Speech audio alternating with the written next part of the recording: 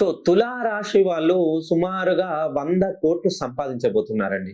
ఎవరైతే తులా రాశిలో జన్మిస్తారో మెయిన్‌గా చిత్త, స్వాతి, విశాఖ నక్షత్రాల్లో జన్మించిన వాళ్ళు కట్టెలు లేని చెట్టుకున్నటువంటి ఆకులో భోజనం చేసిన వాళ్ళు. మెయిన్‌గా తులా రాశిలో జన్మించి ఇంటికి ప్రథమ లేదా ద్వితీయ సంతానమైన వాళ్ళు, కట్టెలు లేని చెట్టుకు ఆ ఆకులో భోజనం చేసిన వాళ్ళు సుమారుగా 100 కోట్లు సంపాదించబోతున్నారు.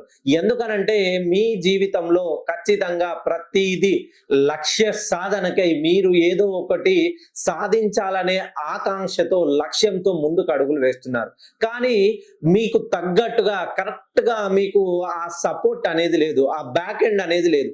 ఒక్కసారి మీ పేరుని సుమారుగా 180 డిగ్రీలకి కరెక్షన్ చేయించినట్లయితే మీరు ఏ పని చేసినా ఆ పనిలో దిగ్విజయంగా విజయాన్ని సాధిస్తారు.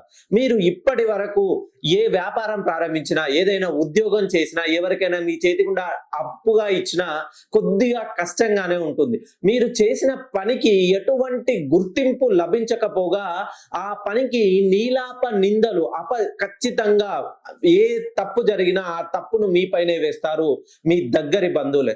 మీరు తులారాశిలో జన్మించిన వాళ్ళైతే జన్మతః ఒక్కసారి మీ డేట్ ఆఫ్ బర్త్ ను నాకు పంపించినట్లయితే ఆ డేట్ ఆఫ్ బర్త్ ను రాశి, నక్షత్ర, లగ్న కుండలిని అనుసరించి ఆ డేట్ ఆఫ్ బర్త్ కు అనుగుణంగా మీ పేరును గనక సుమారుగా 180 డిగ్రీలకి కరెక్షన్ చేసుకున్నట్లయితే మీరు చేసే ప్రతి పనిలోనూ విజయ బాహుట ఎగరవేస్తారు.